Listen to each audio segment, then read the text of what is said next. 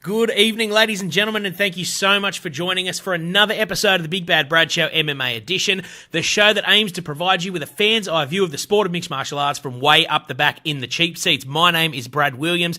Thank you so much for joining us. We've got stacks to get through this week, but before we do, I really do want to thank you for checking out the podcast. You can find us at facebook.com/BigBadBradMMA. You can find us on Twitter at BigBadBradMMA, and you can also find us on YouTube. Just search Big Bad Brad Show MMA, and you can find us. No dramas at all.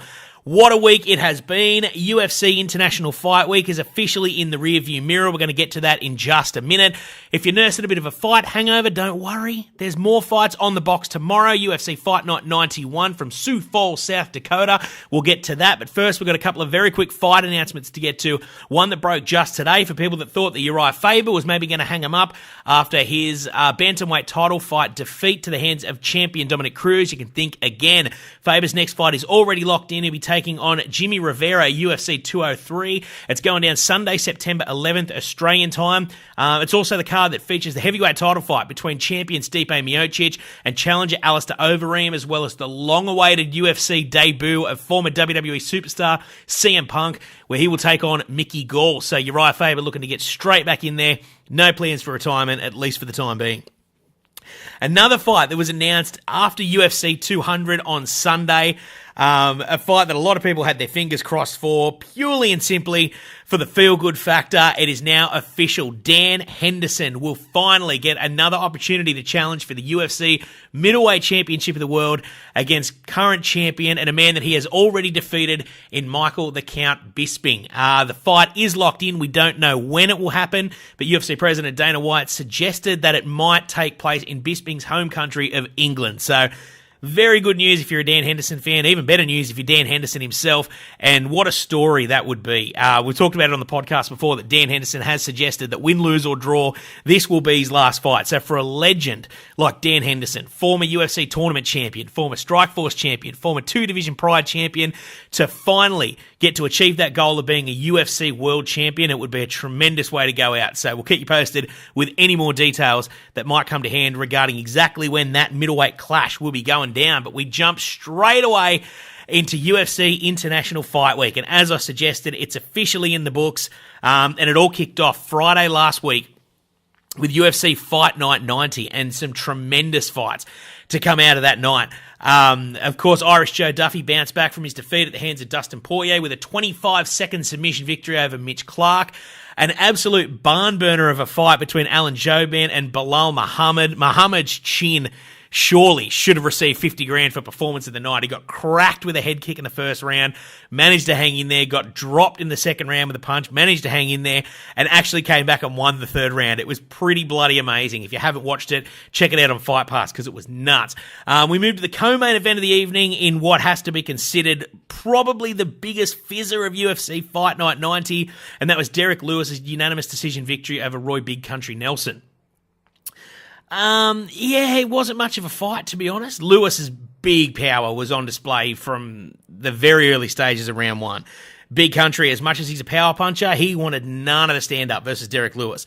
It was very clinch-heavy. Not a lot happened, but I probably thought Big Country should have got the nod. And let's make no mistake about it, it was far from a classic.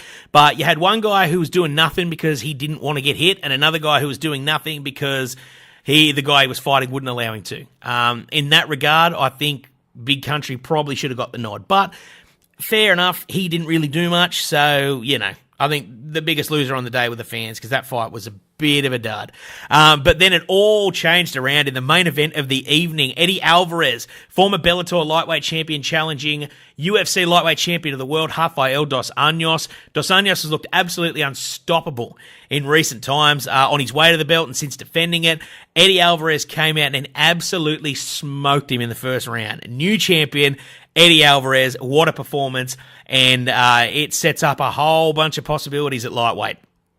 We're going to have another contender potentially after tomorrow in Tony Ferguson, who's already riding a 7-fight winning streak. We'll get to him in just a minute. The first man that was even mentioned on the broadcast post-fight was Khabib Nurmagomedov, a man that I have said countless times on the podcast is a lock to become UFC lightweight champion at some stage. I truly, truly believe that. Immediately after the fight, Eddie Alvarez called out Conor McGregor, which just seems to be the thing that you do these days. But let's not forget, Conor was scheduled to challenge for the lightweight title not that long ago before it fell through and led to the infamous first bout with Nate Diaz. So plenty of opportunities and plenty of possibilities for Eddie Alvarez, but the big story of the day was that we do have a new lightweight champion, and a massive congratulations to Eddie Alvarez. We move now to the Ultimate Fighter 23 finale on Saturday last weekend. Plenty of Aussie flavour on the UFC Fight Pass prelims, but it was a pretty rough day to be an Aussie in Vegas. Anton Zafir suffered a first-round TKO loss to Li Jing Liang, and then in the featured Fight Pass prelim, Aussie hot prospect Jake Matthews suffered a first-round TKO loss to Kevin Lee. But, Jake will bounce back. He looked good in the early stages of the first round, but, Kevin Lee was able to take his back, flatten him out, and end up getting a TKO stoppage. So no shame in losing to a fighter the caliber of Kevin Lee, a true prospect at 155 pounds, and I'm sure Jake Matthews will bounce back, and more than likely we will see him on the November card when the UFC touches down once again in Australia. Also at the Ultimate Fighter 23 finale, Gray Maynard made his featherweight debut after a bit of a rough trot at 155 pounds and picked up a decision victory over Fernando Bruno. Great to see Gray Maynard back in there and looking healthy too. He took some big shots in that fight and his chin looked like it was there with him the whole time. So a massive congratulations to Gray. We crowned two new Ultimate Fighter winners in Andrew Sanchez and Tatiana Suarez. We saw former Bellator lightweight champion Ill Will Brooks pick up a hard-fought decision victory over Ross Pearson in a great back-and-forth fight. But one of my favourite stories of the Ultimate Fighter 23 finale, and indeed the entire weekend, was the emergence of the Korean Superboy, Do Ho Choi. Picked up a first-round knockout victory over Thiago Tavares. His third first-round knockout in 3 UFC fights. An absolute pleasure to watch. He is that classic story of someone that just looks so unassuming, and the last person in the world that you would think was a UFC fighter, and here he is just smashing dudes left, right, and center. And one thing I loved about Choi after the fight too, when they asked him who he wanted next, he was straight out with it. I want Cub Swanson. Cub Swanson's fighting Tatsuya Kawajiri, so give me the winner of that fight. He wants to fight fighters that are higher ranked than him. He wasn't arrogant about it. He just said, he's higher ranked than me. That's the fight I would like. It was refreshing to hear someone actually say, yeah, I've got an idea of who I'd like to fight, and here it is. So a massive congratulations to Choi, and definitely one to keep an eye on. The cat's out of the bag now. He is a true prospect at featherweight and someone that's going to be a whole lot of fun to watch.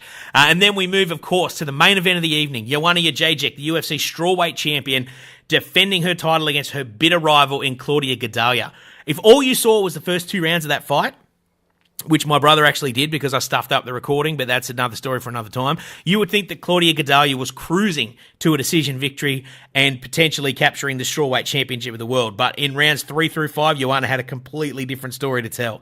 Claudia was very clearly tiring, and Joanna for the last few rounds, I should say, just treated her like a punching bag.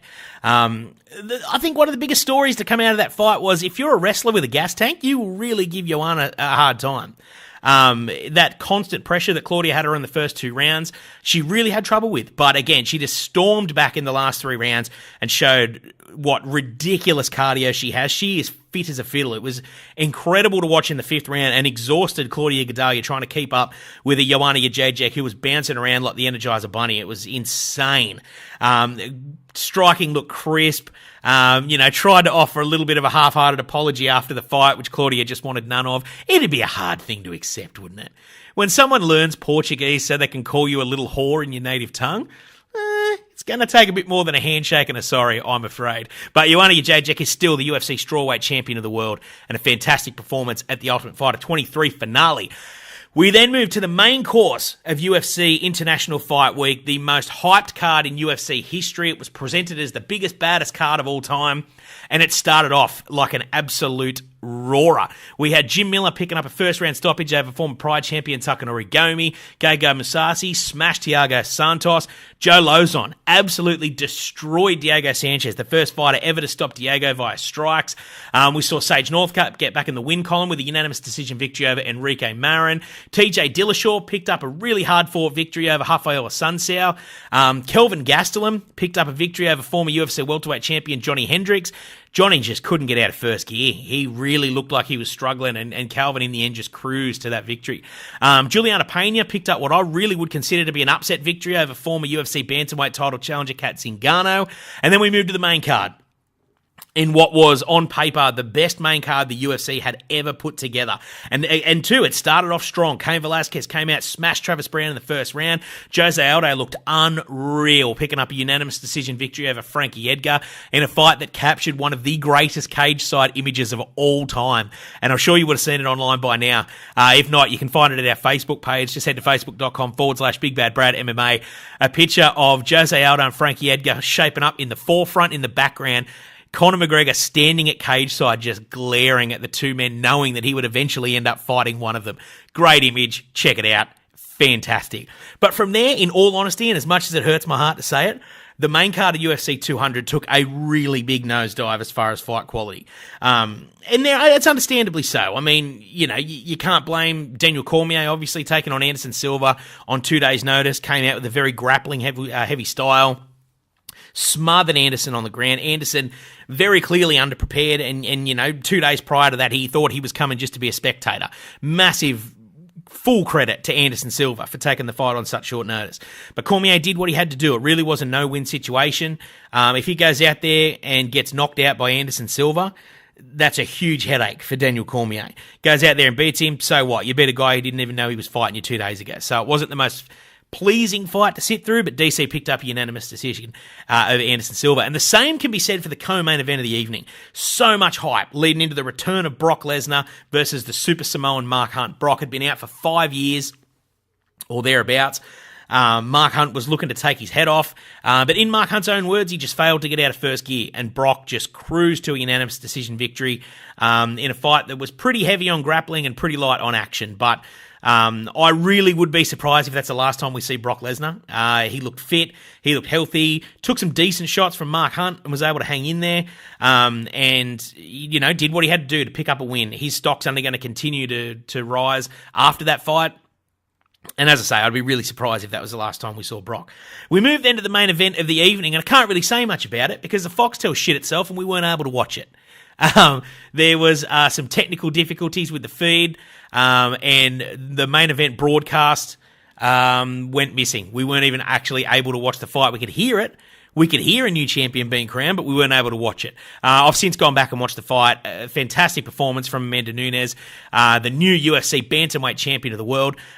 Word straight after that fight and in the days since has suggested that Amanda Nunes' first title defense will be against Ronda Rousey if she decides to come back. There was a new Reebok ad doing the rounds today that features Ronda, mentions of redemption, so straight away the internet's had a shit fit, and that must mean she's coming back. I don't know, nothing's official yet, but Dana White has said that once Ronda's fit, ready, if she wants to, there's a title fight there waiting for her versus a very tough, very fast-starting, very aggressive Amanda Nunes. So we will keep you posted with anything that might break as it pertains to Amanda Nunes' first title defense, whether it be against Ronda or anybody else. And if you thought things were slowing down, you are kidding yourself. There are plenty more fights to come, and the UFC is back in the octagon tomorrow for UFC Fight Night 91. It's emanating live from Sioux Falls, South Dakota. Plenty of great fights on the card. It's maybe the opposite end of the spectrum as far as UFC 200, which was just stacked with name power, but I love these Fight Night cards. I always think of the UFC Fight Night in Sydney, the main event between Lou Rockhold and Michael Bisping. That was a card stacked full of Aussie fighters that the casual fight fan maybe might not have even heard of, and there were 11 fights on that card and 11 finishes. It was unreal. One of the best cards I've ever seen in my life. So these Fight Night cards are always fun to watch. The Fight Pass prelims feature Rani Yahya taking on promotional newcomer Matthew Lopez. On the Fox Sports prelim card, Ultimate Fighter 23 semi-finalist Eric Spicely makes his official UFC debut versus Smiling Sam Alvey. The featured prelim is Lauren Murphy taking on Caitlin Chukagian. I hope I pronounced that correctly. And the main card, some very, very interesting fights, particularly if you're an Aussie UFC fan. Adopted Aussie Ben Nguyen taking on Luis Smolka. Ben looking to keep that undefeated form roaring in the octagon. He's 2-0, picked up wins in Adelaide and Melbourne respectively. Taking on Luis Smolka, who, in my opinion, is a big step up in competition from what he's faced so far. Luis Smolka's only professional loss was to Chris Carriaso, who, of course, has challenged Mighty Mouse for the UFC flyweight title.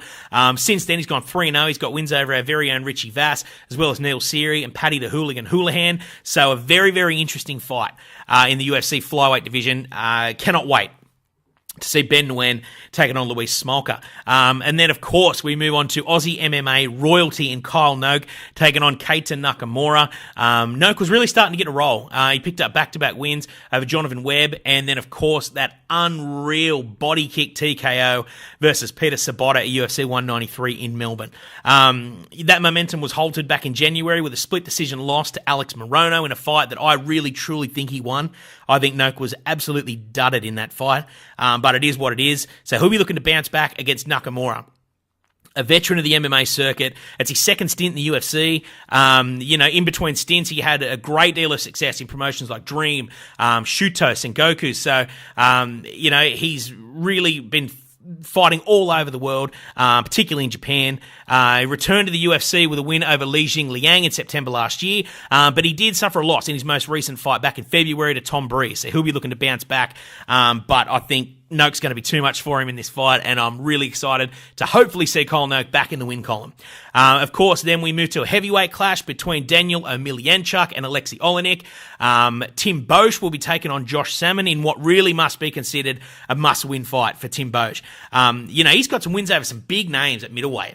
Yushin Okami, CB Dollaway. He's got a win over Hector Lombard. So, Tim Boesch, he's got the skills, but he is riding that dreaded 3-fight losing streak, I should say, at the moment. And it's not like he's losing to mugs. He's got losses to Talis Lates, a former title challenger, Dan Henderson, absolute legend, potential GOAT, and Ed Short-Fuse Herman, who's a veteran of the circuit and been around a long time. But he really, really needs a win in this fight versus Josh Salmon, which is easier said than done. Salmon's a big middleweight. He's athletic. So it'll be interesting to see how Tim Boesch performs with so much pressure on his shoulders leading into this fight. The co-main event sees Tony Ferguson, one of the top lightweights in the world, taking on promotional newcomer Landon Venata. Ferguson, of course, as I mentioned earlier in the podcast, riding a 7-fight win streak, and he's got some wins over some truly world-class opponents in Abel Trujillo, Josh Thompson. His most recent win was versus Edson Barboza. He was scheduled to take on Khabib Nurmagomedov back in April, but he had to withdraw due to an injury. And then in this fight, he was originally scheduled to take on another surging lightweight in Michael Chiesa. But the injury bug struck Chiesa, so now Landon Venata steps in on short notice. He is 8-0 on the regional scene, and that's the one thing I love about these fights. These late-notice fighters always tend to overperform, and they always sort of tend to shake things up when they arrive because it really is a no-lose situation. Venata's taken the fight on short notice. No one probably really expects him to win, so he can just go in there and do his thing. And can he upset Tony Ferguson? Absolutely he can. Stranger things have happened. I would imagine that Ferguson will probably win this fight. He's looked unstoppable and really is in the conversation to be one of the next people to challenge for that lightweight title against new champion Eddie Alvarez, so keep an eye on the co-main event tomorrow. And we move to the main event of UFC Fight Night 91, Michael Mayday McDonald taking on John Lineker, hands of stone. McDonald's only losses in the UFC are to former champion Renan Barão and former WEC featherweight champion Uriah Faber. So McDonald is the real deal at bantamweight. He returned from a 2-year layoff in January, picked up a submission win over Masanori Kanehara, but Lineker hits so hard. You don't get the nickname Hands of Stone for no reason. He really did have a great deal of success at flyweight. His biggest opponent was making the 125-pound limit, which was something that he really, truly struggled with. Even to say that he struggled would be a pretty big understatement because he very rarely made 125 pounds. But the guys he was fighting, he was absolutely smashing. But he did move up to bantamweight in September of last year, picked up a submission win over Francisco Rivera, and most recently picked up a win over Rob Font in May. So this is a very intriguing fight. McDonald's got a fair height advantage, but not really that much of a reach advantage. I think it's only about 3 inches. So it'll be interesting to see the all-around game of Michael McDonald and see if any of that rust is still there from being out for so long versus John Lineker, who's probably a natural flyweight if he could hit that limit. So he will be giving up a lot of size at bantamweight. But a very, very intriguing fight and one that should be very, very fun to keep an eye on if you're a fight fan and you're looking to see some dudes get punched and kicked on a Thursday. If you want to check it out, the Fight Pass prelims kick off at 8 a.m. Australian Eastern Standard Time. The prelim card kicks off on Fox Sports 2 at 9 a.m. and the main card also on Fox Sports 2 at 11 a.m. Thursday morning, the 14th of July, Australian Eastern Standard Time. So with that said, it brings us to the end of another edition of the Big Bad Brad Show MMA. You can find us at facebook.com/Big Bad Brad MMA, on Twitter at Big Bad Brad MMA, and you can find us on YouTube. Just search Big Bad Brad Show MMA. You'll be able to find us right as rain. Thank you so much for checking out the show. Enjoy the fights tomorrow, and I will catch you next time.